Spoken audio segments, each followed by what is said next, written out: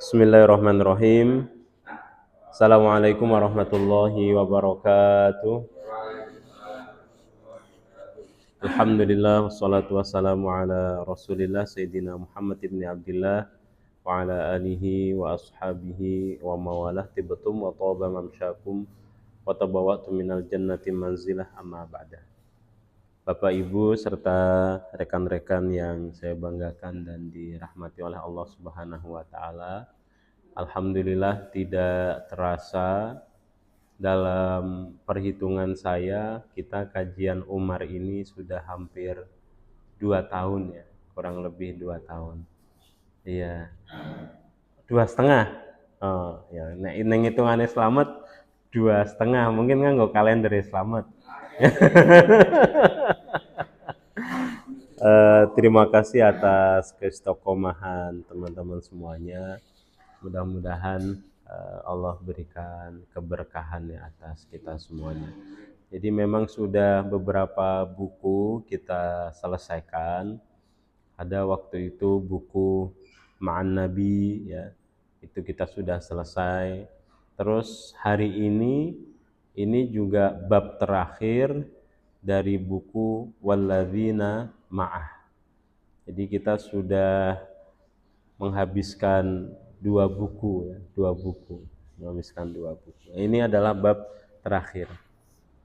Sahabat yang akan kita bahas pada kesempatan malam hari ini bernama Amr ibnul Jamuh. Amr ibnul Jamuh. Jadi ini orang yang hebat Bapak Ibu sekalian. Dalam kitab ini disebutkan wa huwa wahidun min zu'ama'il Madinah fil jahiliyati wal Islam. Jadi beliau ini tokohnya orang Madinah baik ketika di masa jahiliyah maupun nanti ketika di masa Islam. Jadi sebelum masuk Islamnya aja dia adalah orang tokoh yang dihormati oleh penduduk di kampungnya. Wa sayyidun min asyrafi Bani Salamah. Dan dia kepala dari kabilah Bani Salamah. Wa kana musahiran li Abdillah ibnu Amr ibnu Haram faqad kana zawjan li ukhtihi Hindun binti Amrun. Jadi Amr ibnul Jamuh ini iparan sama seorang sahabat namanya Abdullah ibnu Amr ibnu Haram. Jadi antara Amr ibnul Jamuh dengan Abdullah ibnu Amr ibnu Haram ini dekat sekali. Berteman sudah lama. Nah, Amr ibnul Jamuh itu menikahi adik atau saudarinya sahabatnya ini. Jadi pertemanan itu dikuatkan lagi dengan musaharah, ya, dengan pernikahan. Makanya ketika nanti keduanya itu meninggalnya keduanya itu di perang Uhud. Dua sahabat ini meninggalnya di perang Uhud. Ketika Kanjeng Nabi mengetahui bahwa dua-duanya meninggal di perang Uhud, kata Kanjeng Nabi, idfanu Amr ibnul Jamuh wa Abdullah ibnu Haram fi qabrin wahidin.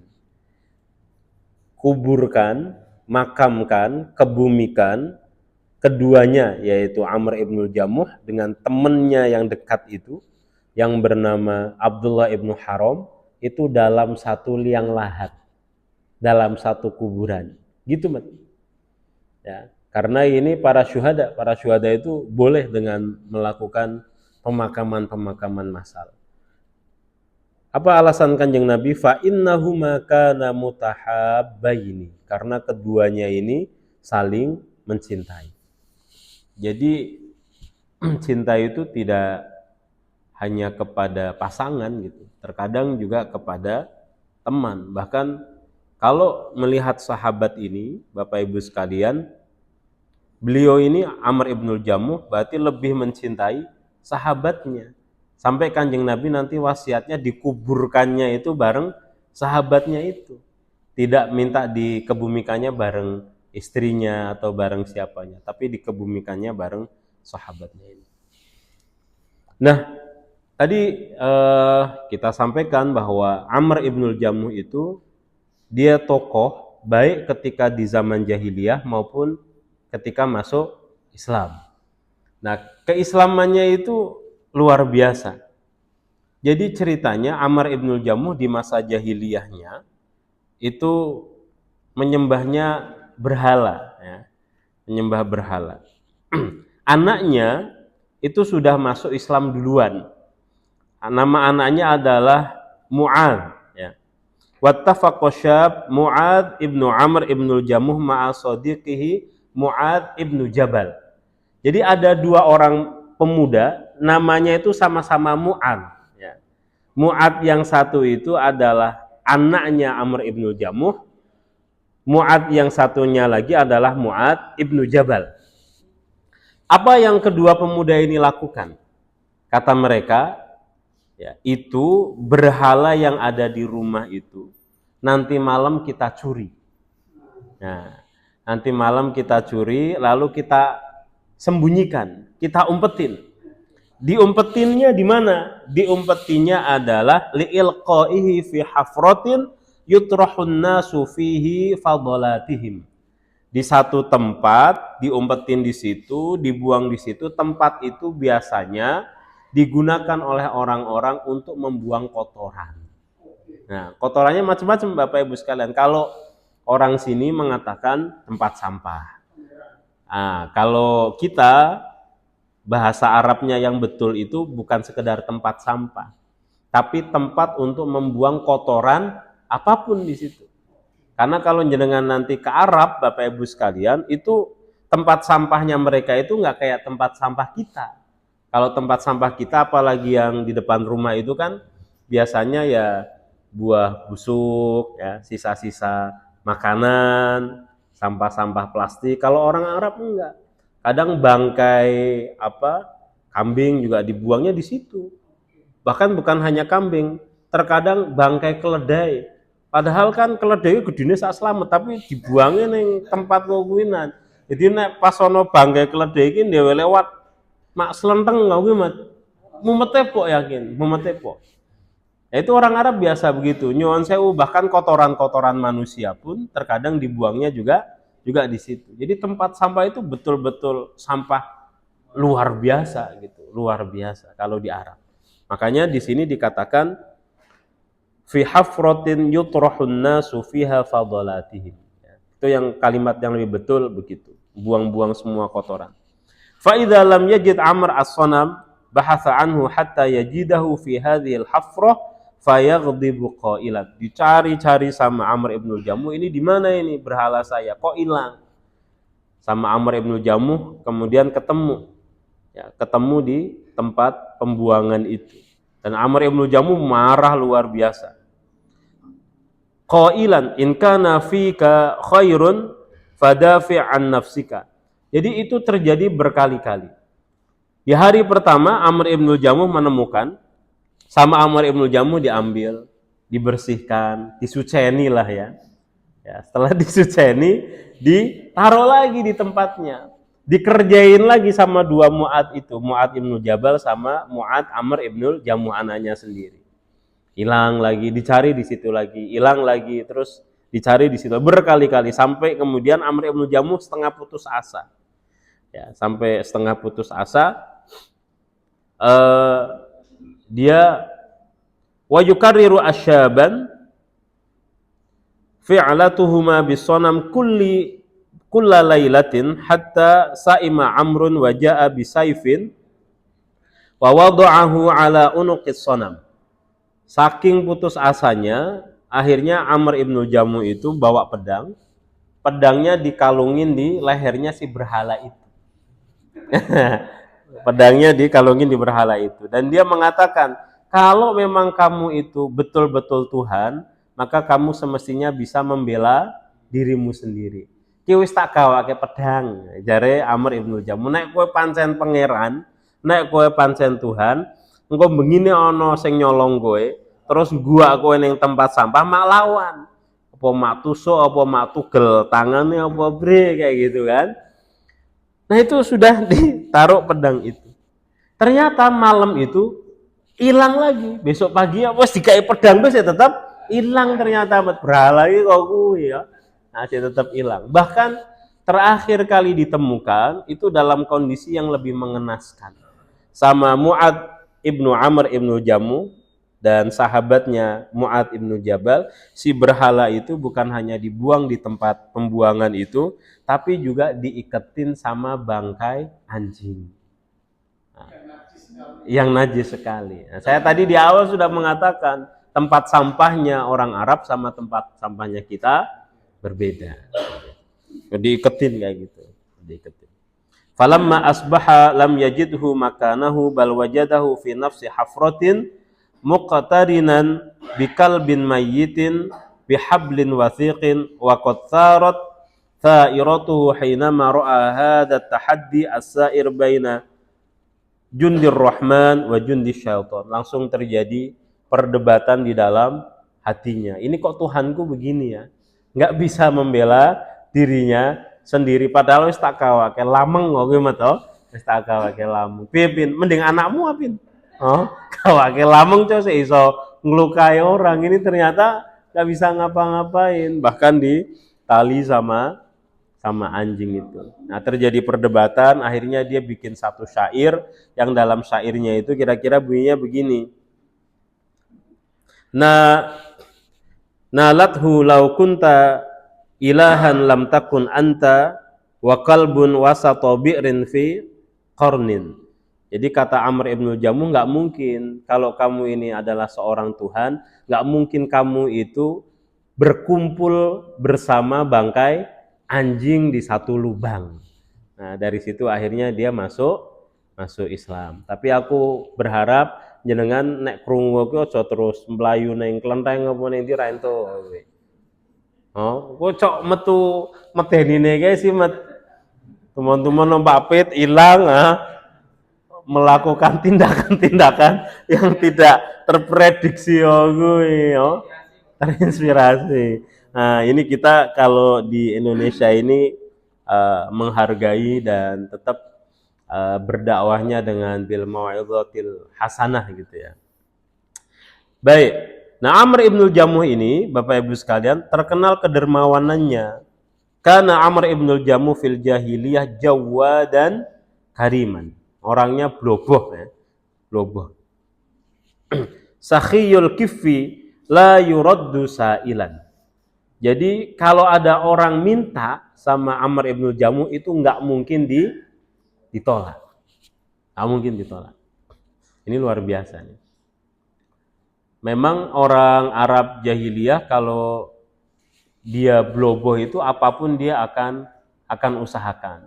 Ada salah seorang sahabat, sudah kita bahas juga riwayatnya, saking blobohnya itu ketika di rumahnya nggak ada apapun, ya kantong makanannya itu dia koret-koret kan, opo kira-kira pokoknya aja sampai wong mes teko ora nggawa kaiki kayak gitu. Meskipun remahan-remahan apa akan dia carikan, akan dia bawakan. Nah, Amr ibnu Jamuh karakternya begitu. Dia tidak akan menolak siapapun yang meminta kepada Amr ibnu Jamuh, dan itu dikenal sama Kanjeng Nabi. Falamma aslama zada judan ala judihi. Ketika masuk Islam, tambah lagi kedermawanannya. Karena sekarang yang dia cari adalah surga. Waktu itu kan yang dia cari ketika kedermawanan, nama baik gitu.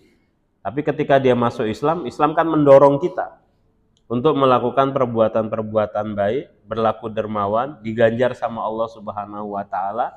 Nolong orang aja itu salah satu ganjarannya adalah lebih baik menolong orang, pahala menolong orang itu lebih baik daripada iktikaf di Masjid Nabawi 1 bulan gitu. Jadi nek waro slamet rantene ucul, nah minimal mudun kuwi luwih apik de iktikaf ning Masjid Nabawi sebulan, minimal medun. Bar kuwi apa mak tinggalke yo aja sampai lah aja. Tenang. Ini ngaji terakhir loh, kitab terakhir gitu toh. Ambekan sih ya. Uyang. Allah. Falamma aslama zada judan ala judihi sa'alan nabiyyu jama'atan min qabilati Amr ibnu Jamuh. Waktu itu ada serombongan orang datang kepada Kanjeng Nabi dari kabilahnya Amr ibnu Jamuh. Ada rombongan orang dari kampungnya Amr ibnu Jamuh. Kanjeng Nabi terus bertanya, apa pertanyaan Kanjeng Nabi? Man sayyidukum ya Bani Salamah? Siapakah pimpinanmu, wahai Bani Salamah? Bani Salamah ini orang kabilahnya Amr ibnu Jamuh. Pimpinanmu siapa? Orang yang paling kamu dengar siapa? Di kalanganmu, di kabilahmu. Tokohnya siapa? Gitu ya. Orang-orang mengatakan, faqalu al-jiddu ibnu Qais ala bukhlin fihi. Tokoh kami, pimpinan kami, panutan kami adalah Jid ibnu Qais. Meskipun dia adalah orang yang bakhil. Bakhil apa? Medit. Nah, meskipun dia orang yang medit. Jadi kata orang-orang di kabilahnya begitu. Namanya adalah Al-Jid ibnu Qais meskipun dia bakhil. Apa jawaban Kanjeng Nabi? Fa'ayyudain adwa minal bukhli. Adakah satu penyakit yang lebih buruk daripada kebakhilan? Jadi Kanjeng Nabi memandang bahwa wong medit kuwi adalah wong loro. Nek ana wong asline iso ngei, tapi orang ngei, menurut Kanjeng Nabi itu sakit. Dan tidak ada sakit yang lebih buruk menurut Kanjeng Nabi daripada kebakhilan, kemeditan kuwi. Wa ayyudain adwa minal bukhli. Adakah penyakit yang lebih berbahaya, yang lebih sakit daripada kebakhilan? Maka Kanjeng Nabi mengatakan, bal sayyidukum al-jada'u al-abyadu Amrun ibnul Jamuh. Maka mulai dari sekarang tokoh kalian, orang panutan kalian namanya adalah Amr ibnul Jamuh karena terkenal lobo. Ya. Dan sifatnya Amr ibnul Jamuh itu apa? Al-jada'u al-abyad. Rambutnya kuwi putih. Jadi memang beliau ini rambutnya putih. Di sini warna tok. Putihnya cok mirip jenengan. Tapi bloboe aku orang ngerti nek bloboe.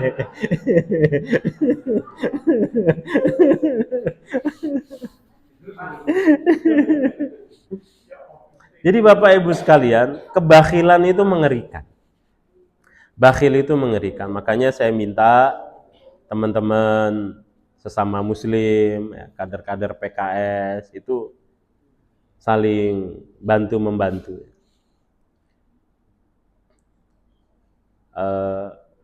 Ya kalau kita sama-sama kekurangan kan Allah itu nggak membuat kita kurang terus.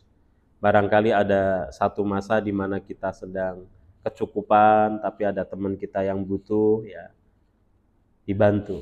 Dan terkadang teman kita yang butuh itu nggak menyampaikan kebutuhannya, malu gitu, nggak enakan. Tapi kita tahulah orang-orang yang wajah-wajah butuh itu kita tahu ya.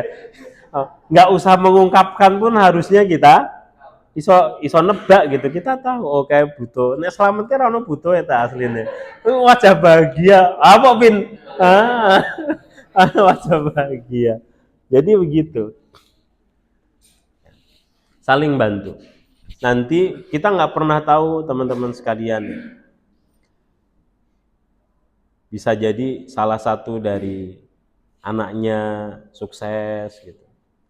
Atau kita juga nggak tahu dia sukses, opo main ketuku tol, gue kan, si ono talantol ora sih, opo ketuku MBG, jadi kayak mendadak kan, malahnya kan, ya kita itu nggak tahu, hidup itu kan begitu ya, saling bantu membantu.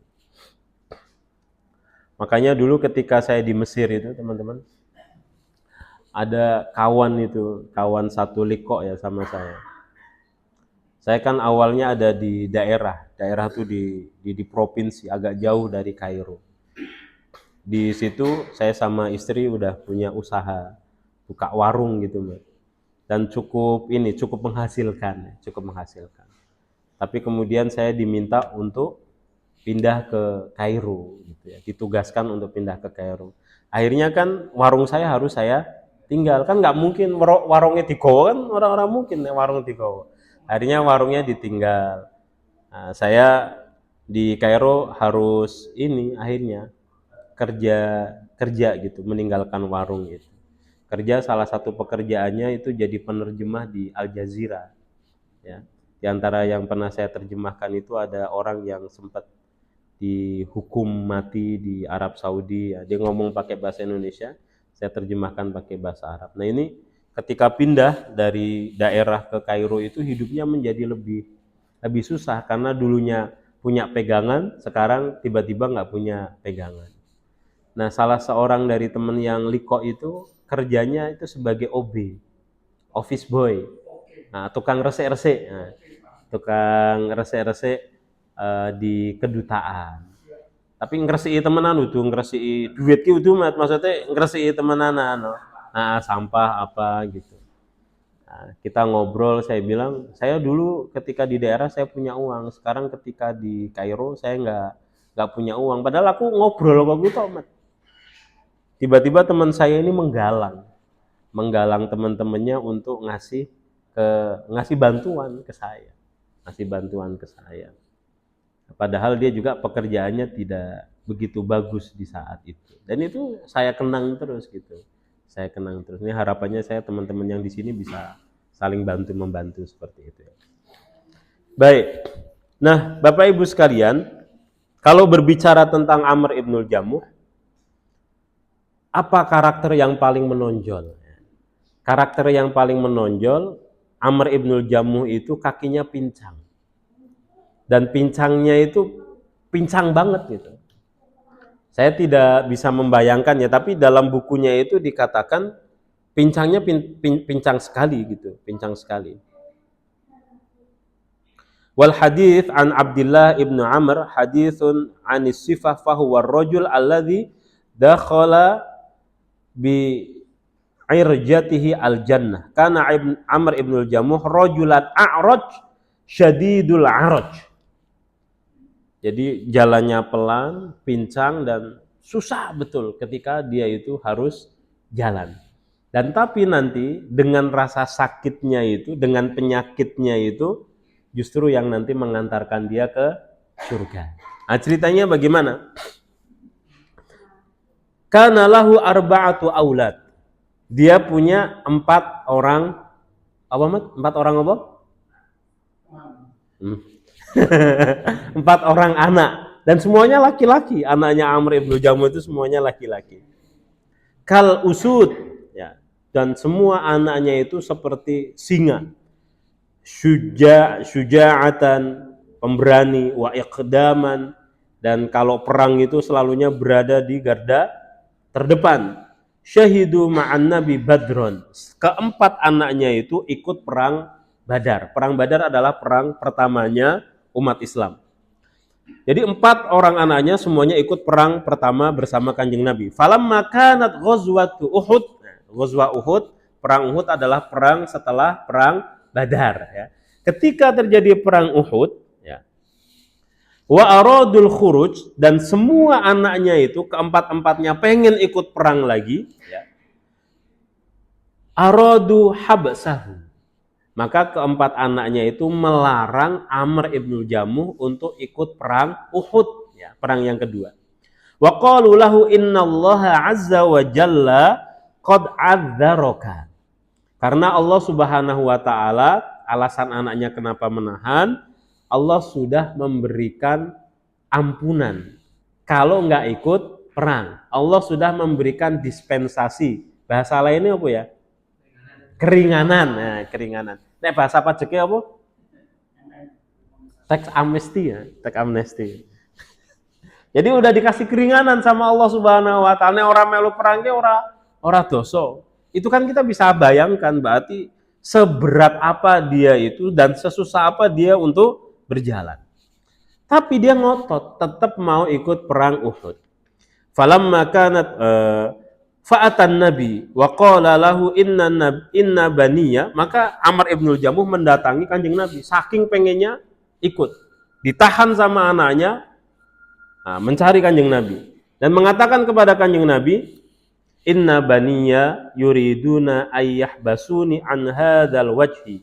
Anak-anakku tuh pada ngelarang saya ikut perang Uhud. wal khuruju ma'aka fihi, dan anak-anak saya melarang saya supaya berjuang bersama jenengan wahai Kanjeng Nabi. Wallahi inni la arju an antwa'a bi'irjati hadhihi fil jannah. Motivasinya Amr ibn Jamuh apa? Demi Allah, saya itu pengen banget meskipun dengan kaki yang pincang ini bisa mengantarkan saya ke surga. Motivasinya itu. Sampai ngelobi Kanjeng Nabi. Tapi apa kata Kanjeng Nabi? Faqala lahun Nabi, Kanjeng Nabi mengatakan kepada Amr ibn Jamuh yang pincang luar biasa ini, amma anta, sebetulnya kamu itu faqad adzarakallahu fala jihada alaik. Allah sudah memberikan keringanan kepada kamu dan kamu tidak diwajibkan untuk ikut jihad. Iki nek kaya kader PKS seneng ta? Orang-orang melu alhamdulillah. Ya Pak Mat. Malah seneng nek isoke diluru aku. Oh iki likoke libur alhamdulillah kan. Ya. Ya Amr ibn Jamuh enggak, malah termotivasi. Ini kalau saya susah, saya pengen masuk surga gara-gara ini. Dan Nabi sudah memberikan keringanan itu. Lalu Nabi mengatakan kepada anak-anaknya, wa qala li auladihi ma 'alaikum alla tamna'uhu. Jadi Nabi itu adil kepada Amr ibn Jamuh, mengatakan kamu sudah dikasih keringanan. Kepada anaknya, Kanjeng Nabi mengatakan apa? Kenapa kalian ngelarang dia? Ngelarang bapakmu untuk pergi berjihad. La'allallahu ayyarzuqahu asy-syahadah. Karena bisa jadi Allah Subhanahu wa taala menganugerahkan kepada bapakmu itu kesyahidan. Jadi syahid itu rezeki, Bapak Ibu sekalian. Mati syahid itu rezeki. Nah, Kanjeng Nabi mengatakan kepada anaknya, kenapa kamu ngelarang dia? Jangan-jangan bisa jadi Allah memberikan rezeki mati syahid kepada bapakmu. Akhirnya anaknya apa? Merelakan bapaknya untuk pergi berjihad. Jadi hebatnya komunikasi Kanjeng Nabi begitu adil. Kepada bapaknya ngomong, kamu nggak pergi nggak apa-apa. Kepada anaknya juga ngomong, udah lepasin aja, biarkan dia berangkat. Mudah-mudahan nanti dia mendapatkan pahala mati syahid. Di tengah jalan, akhirnya kan berangkat nih. Di tengah jalan Amr ibn Jamuh nyamperin Kanjeng Nabi. Oh, perkataannya luar biasa Bapak Ibu sekalian. Perkataan ketika nyamperin Kanjeng Nabi adalah ara'aita in qatiltu fi sabilillahi hatta in qataltu fi sabilillahi hatta uqtal. Wahai Kanjeng Nabi, kalau seandainya saya bertempur ini di jihad ini, saya bertempur dan ternyata saya meninggal, ya. Amshi birijli hadhihi sahihatun fil jannah. Apakah nanti ketika masuk surga kaki saya itu bisa menjadi sembuh? Jadi berobatnya orang yang dokter, tapi berobatnya dengan di surga gitu. Ya Rasulullah, kalau seandainya saya meninggal ini di perang ini, kira-kira kaki saya ini bisa baik lagi nggak? Nanti saya di surga itu kira-kira saya keser-keser pincang, apa iso mlaku kaya biasane wong sehat. Nah, faqala lahu na'am. Kata Kanjeng Nabi, nanti di surga kamu kakinya bisa kembali baik. Faqutila yauma Uhudin famarra alaihi nabi wa huwa baina qatla. Maka Amr ibn Jamuh terbunuh syahid di perang Uhud. Ketika Nabi inspeksi, dilihat-lihat siapa yang syahid, siapa yang meninggal, diantaranya adalah Amr ibn Jamuh. Maka Kanjeng Nabi bersabda, ka'anni anzuru ilaika tamshi birijlika hadhihi sahihatun fil jannah. Ketika ngelihat jasadnya Amr ibn Jamuh, Kanjeng Nabi mengatakan, saya ngelihat seolah-olah kamu sekarang sedang di surga dengan kakimu yang sehat. Nah, jadi Bapak Ibu sekalian, kalau ada satu hal yang tidak kita suka dan itu terjadi sama kita dan itu sudah tidak lagi bisa diubah, maka tidak ada cara lain kecuali hal itu harus bisa mengantarkan kita ke surga. Anak kita meninggal, nek anak wis mati kan ora iso durep gimana.